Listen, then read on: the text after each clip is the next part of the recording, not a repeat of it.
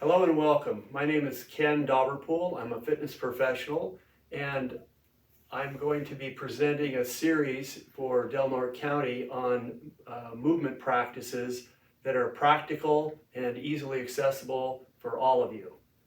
In this first video, I'm going to be discussing planes of motion.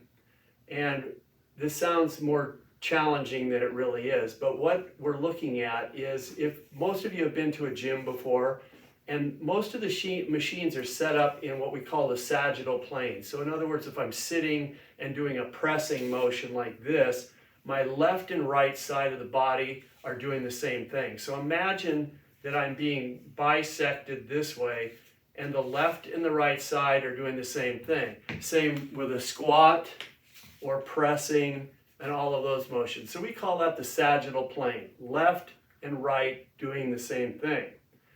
The second plane of motion is called the frontal plane.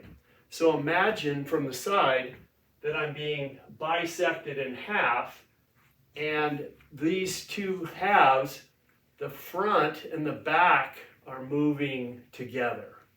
Okay? So again, I've been cut in half this way, and now as I bend this way, the front half of me and the back half are moving the same way. So this is the frontal, or you can also call it the lateral plane, side to side.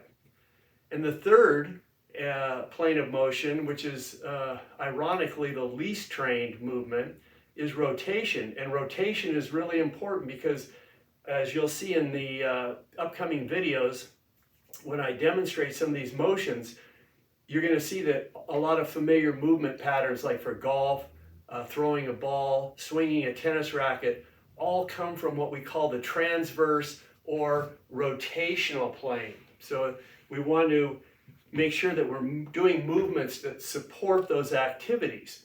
So for this rotational or transverse plane, imagine that I'm being bisected at the waist and my upper and lower body are separate, but they are moving together.